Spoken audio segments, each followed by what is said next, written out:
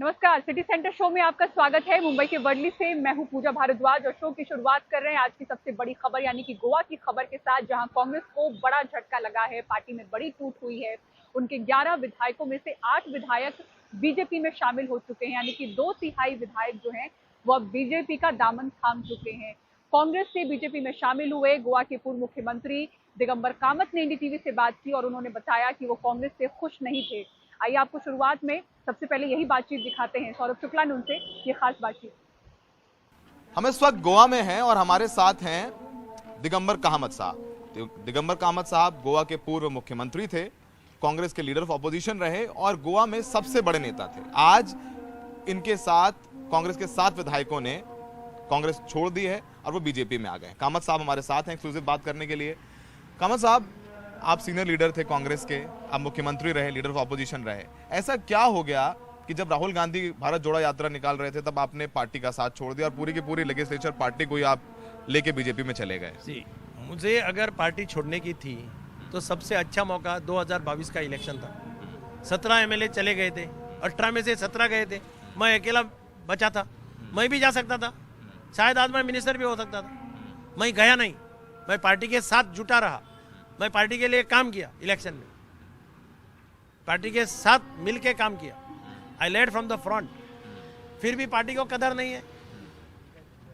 वो कह रहे हैं कि उन्होंने आपको मुख्यमंत्री बनाया, आपको रोका, आपको सीडब्ल्यूसी में परमानेंट इनवाइटी बनाया। वो कहानियां मुझे नहीं चाहिए। मेरा वर्कर्स का कहना है, तुम 2 साल के लिए तुमको लीडर ऑफ अपोजिशन बनाया जब 5 बाकी थे, उसके पहले कभी नहीं बनाया।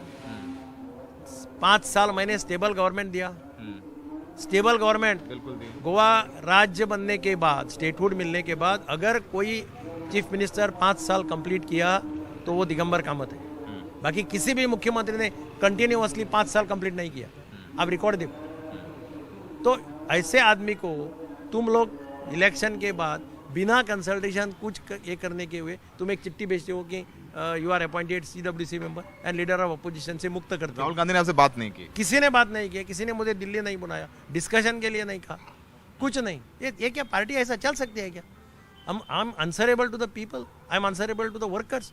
आई एम गेटिंग इलेक्टेड 8 चुनाव मैं जीत चुका हूँ कंटिन्यूअसली आज तक।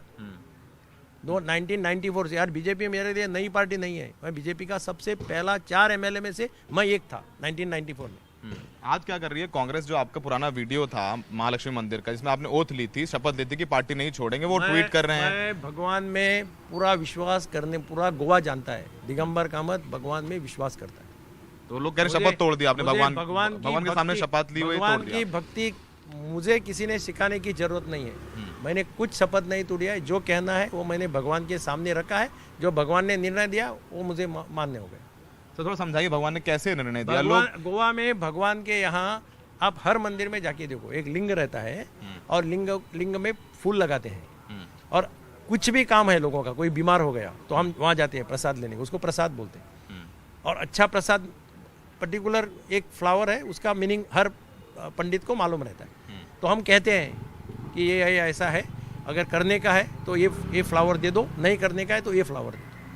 तो मैंने महालक्ष्मी देवी के सामने मेरी बात रखी। मैंने बोला हाँ, महालक्ष्मी के मंदिर में पंजी में गया था, पंडित ने वहाँ हमको बोला था, ऐसा एक वो लिया था।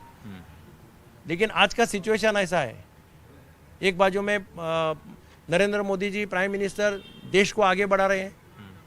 पूरा हिंदुस्तान के हर नागरिक का इज्जत आज पूरे विश्व में अच्छी हो रही है। भारत की तरफ देखने का विश्व का नजरिया बदल रहा है। आज भारत का कोई भी आदमी विदेश में गया तो उसको अच्छी नज़र से देखा जाता है। पहले नहीं देखा जाता था, पहले इंडियन है ऐसा देखते थे। आज नहीं है, आज एक रिस्पेक्ट है हर इंडियन को। अगर हम मोदी जी का हाथ मजबूत कर सकते हैं, गोवा के डॉक्टर प्रमोद सावंत के नेतृत्व में सरकार चल रही है, कहीं हम कम ना पड़े, इसलिए आपने कहा, इसलिए हमने ठीक है, भगवान ने इशारा कर दिया आपको कि आप बीजेपी। महालक्ष्मी देवी ने कहा तुम्हारा निर्णय लो, हम तुमको आशीर्वाद देंगे, बस हो गया। तो गोवा अब कांग्रेस मुक्त हो गई है। 3 विधायक बचे हुए हैं अभी, वो उनसे बात नहीं हुई आपकी या वो आए नहीं आपके साथ? ऐसा नहीं है। कामत साहब, आपको मानते हैं लोग? हर एक आपसे बात हुई कि नहीं? पहले बताइए। किसकी? जो 3 विधायक बच गए हैं अभी कांग्रेस के, 8 तो आप ले गए बीजेपी। हम नहीं ले गए, ये डिसीजन कामत साहब आप आपके पीछे रहते हैं सब विधायक। हर एक का डिसीजन इस मामले में कोई किसी को जबरदस्ती नहीं कर सकता। Each one has to take call for himself. ये डिसीजन हर एक का रहता है। किसी को कोई मुझे कल कोई आके बोला इसलिए मैं नहीं जा सकता। हर एक का डिसीजन प्रॉस कॉन्स सोच के डिसीजन लेता है।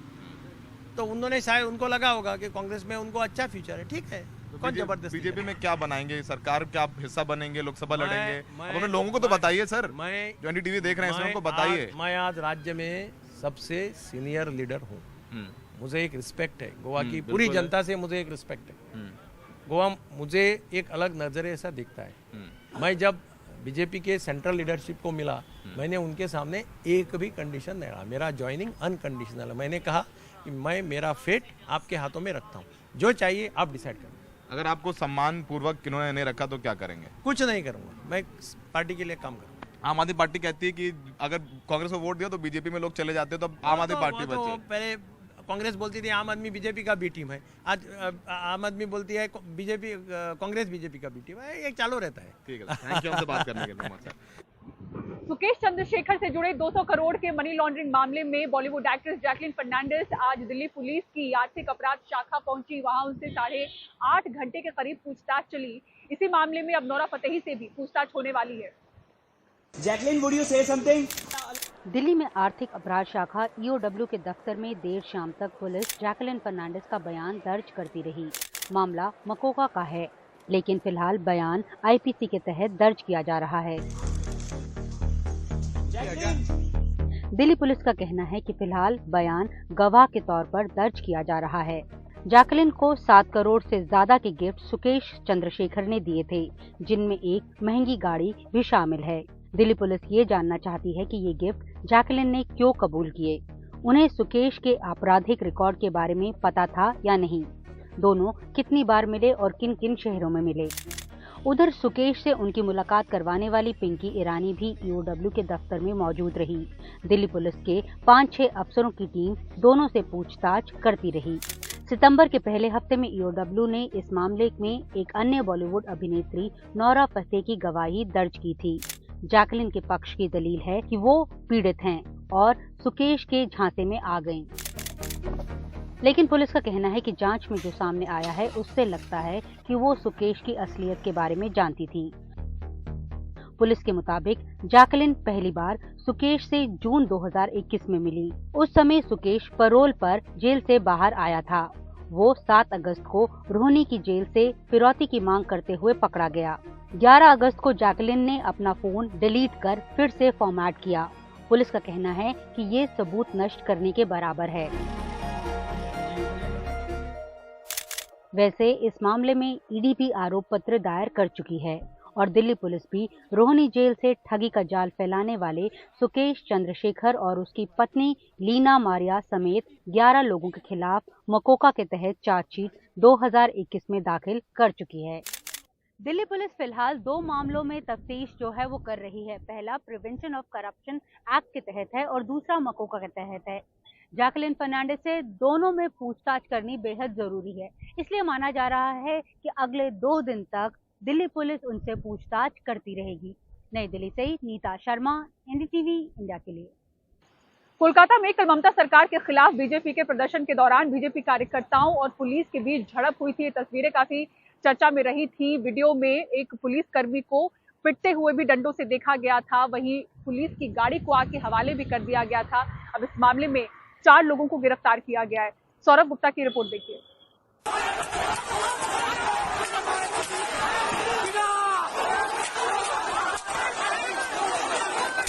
कोलकाता पुलिस के सहायक आयुक्त देवजीत चैटर्जी की बाह में फ्रैक्चर हो गया है क्योंकि इन लोगों ने उनको डंडों से पीटा। उनको सरकारी SSKM हॉस्पिटल में दाखिल करवाया गया है। कोलकाता में मंगलवार की हिंसा के बाद दर्ज करवाए गए मामलों के सिलसिले में 4 लोगों को गिरफ्तार किया गया है।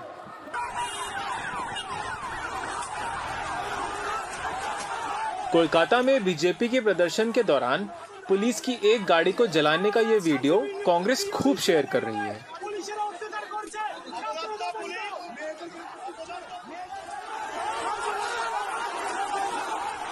कानून और व्यवस्था की खराब हालत के लिए आलोचनाएं झेल रही टीएमसी ने अब बंदूक का मुंह बीजेपी की तरफ मोड़ दिया है। टीएमसी के जनरल सेक्रेटरी अभिषेक बनर्जी उस अस्पताल में गए जहां जख्मी पुलिस वाले दाखिल हैं। मैंने देबोजीत बाबू से कहा कि मैं आपको सलाम करता हूं कि आपने कुछ नहीं किया। अगर मैं आपकी जगह होता और मैं देखता कि मेरे सामने पुलिस की गाड़ियों पर आग लगाई जा रही है, मेरे सामने पुलिस कर्मियों पर हमला किया जा रहा है, तो मैं उन्हें सर पर गोली मार देता। आपके संवेदनशीलता, धैर्य और संयम को मैं सलाम करता हूं। बीजेपी और सीपीएम के लोगों को ये जान लेना चाहिए, ऐसे अधिकारी हमारी फोर्स में हैं, इसीलिए कोलकाता आज सबसे सुरक्षित शहर है। आप देखते थे जिस तरीके से वहां घेराबंदी थी, क्या संभव था कि ढेला लेकर के लोग अटैक करेंगे? मंगलवार को बीजेपी के प्रदर्शन के समय हुए हिंसा को लेकर एक बार फिर बीजेपी और तृणमूल आमने सामने है, लेकिन जो आरोप हमेशा बीजेपी तृणमूल पे लगाता है, आज वही आरोप बीजेपी के ऊपर लग रहा है और तृणमूल को एक मौका मिला है बीजेपी को पलटा जवाब देने का। कैमरा पर्सन जीडी शंकर के साथ कोलकाता से सौरभ गुप्ता, एनडीटीवी इंडिया। और अब आइए बात करते हैं मवेशियों में लंपी बीमारी के फैलाव की। महाराष्ट्र के अहमदनगर में इस बीमारी का प्रकोप दिख रहा है और जानवरों को बचाने के लिए किस तरह से बड़े पैमाने पर टीकाकरण अभियान चल रहा है, रोहित मिश्रा की इस ग्राउंड रिपोर्ट में आपको दिखाते हैं। महाराष्ट्र के 21 जिले ऐसे हैं जहां पर लंपी स्किन डिसीज का जो मामला है वो बढ़ता जा रहा है और इसे देखते हुए सरकार की ओर से भी जो टीकाकरण का काम है वो शुरू हो चुका है। जहां पर हम मौजूद हैं ये महाराष्ट्र का अहमदनगर ज़िला है और अहमदनगर के ही तालुका में हम मौजूद हैं, नगर तहसील में। दरअसल यहाँ पर भोयर पैठर नामक एक गांव है जहां पर 3 ऐसे गाय हैं जिन्हें लंपी स्किन डिसीज हुआ है और जो नियम है वो कहता है कि अगर कहीं पर होता है तो उसके 5 किलोमीटर के रेडियस में टीकाकरण मवेशियों का किया जाता है। हुआ नीचे है जहां पर ये पूरा मामला है, लेकिन क्योंकि 5 किलोमीटर ऊपर पहाड़ आ जाता है जहां पर कई सारे जानवर यहाँ पर पहाड़ों पर चरने आते हैं, तो यहीं पर जो प्रशासन के अधिकारी हैं वो आए हुए हैं। अभी भी कहीं ना कहीं जो वैक्सीनेशन का काम है वो शुरू है। जो गायें हैं आप देखेंगे कि बड़े पैमाने पर यहाँ पर मवेशी मौजूद हैं और जो वैक्सीनेशन का काम है वो लगातार जारी है। दरअसल जो वैक्सीनेशन है वो इसलिए भी ज़रूरी है और प्रशासन की ओर से ये आदेश आया है कि जो मवेशियाँ हैं उन्हें हर जगह पर वैक्सीनेशन दिया जाएगा और जहाँ पर ये मामले आए हैं उसके 5 किलोमीटर के रेडियस में जितने मवेशी हैं हर किसी को वैक्सीनेशन दिया जाएगा। तो प्रशासन की ओर से वैक्सीनेशन का जो काम है वो लगातार कई जगहों पर जारी है और यही हम देख भी रहे हैं कि जो अहमदनगर है जहां पर सबसे ज़्यादा मामले देखने मिले हैं, अब तक 14 जानवरों की मृत्यु हुई है, वहां पर भी वैक्सीनेशन किया जा रहा है। डॉक्टर मुकुंद राजड़े हैं हमारे साथ, लाइव स्टॉक डेवलपमेंट ऑफिसर हैं। सर अभी आप वैक्सीनेशन का काम कर रहे हैं, यहाँ से 5 किलोमीटर नीचे जो मामला है वो सामने है, तो दिन भर में ऐसे कितने जगह पे आप वैक्सीन कर रहे हैं, कितने वैक्सीन लेकर दिन में निकलते हैं, कैसे कर रहे हैं आप लोग? अभी यहाँ से 5 किलोमीटर बाजू में भोरे पठार करके एक गांव है, वहाँ 2 बैल और एक गाय पॉजिटिव आए 11 सितंबर में। तो अभी हम 11 सितंबर से वो भोरे पठार के रेडियस में 5 किलोमीटर से वैक्सीन करके अंदर वैक्सीन करके चले जाएंगे ताकि आजू बाजू का 5 किलोमीटर का एरिया सब वैक्सीनेशन हो और वायरस वहाँ पे पहुँच न सके। सर जो सवाल है, क्योंकि ये मामले लगातार बढ़ रहे हैं, तो किस तरह के सवाल किसान पूछ रहे हैं, क्या ऐसे सवाल है जिसका आप लोगों को हर रोज सामना करना पड़ रहा है? किसान को बहुत परेशान है अभी तो, क्योंकि क्या होता है कि लंपी स्किन डिसीज आया तो जानवर के शरीर पे पूरे छाले पड़ जाते हैं, जानवर खाता कम है, उसको टेम्परेचर रहता है, तो अगर उसका लॉस हो गया, ऑलमोस्ट अभी तो नगर में गाय का कीमत 80,000 से 1 लाख रुपया है, तो किसान को बहुत नुकसान होता है, तो वो बहुत परेशान है आजकल। इसीलिए वो हर तरह के सवाल पूछता है, ये कब बीमारी जाएगी, हम लोगों को कब वैक्सीन मिलेगा। अभी तो मामले बहुत कंट्रोल हो रहे हैं। बिल्कुल, तो कहीं ना कहीं जो वैक्सीनेशन की प्रक्रिया है वो लगातार जारी है। जिस तरह से अब तक 43 जो मवेशी हैं उनकी मृत्यु महाराष्ट्र में हो चुकी है। अहमदनगर की अगर बात करें तो 14 ऐसे मवेशी हैं जिनकी मृत्यु हुई है।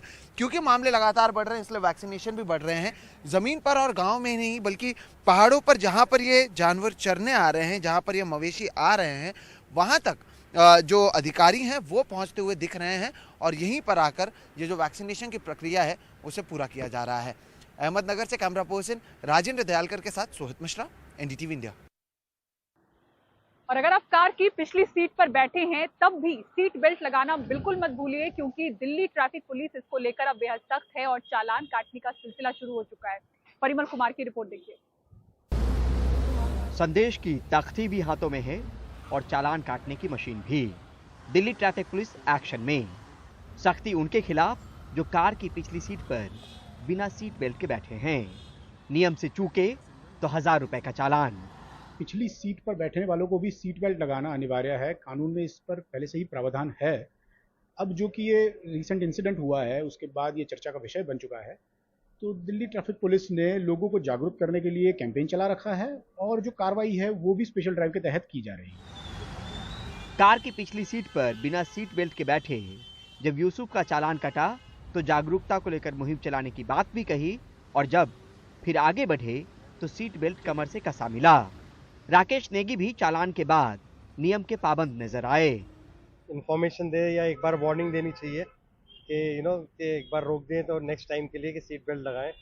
इमीडिएटली चालान नहीं करना चाहिए। अब अगली बार से ख्याल रखेंगे। हाँ, ऑब्वियसली तो सबके लिए यही है। जानकारी थोड़ी पहले देनी चाहिए ज़्यादा, ताकि अपनी परिवर्तन भी कर सकें गाड़ी में, ताकि उसमें जगह भी बने, क्योंकि वो हुक दबा हुआ होता है तो हुक भी बाहर नहीं होता है जहाँ पे फिट करते हैं सीट को, बेल्ट को।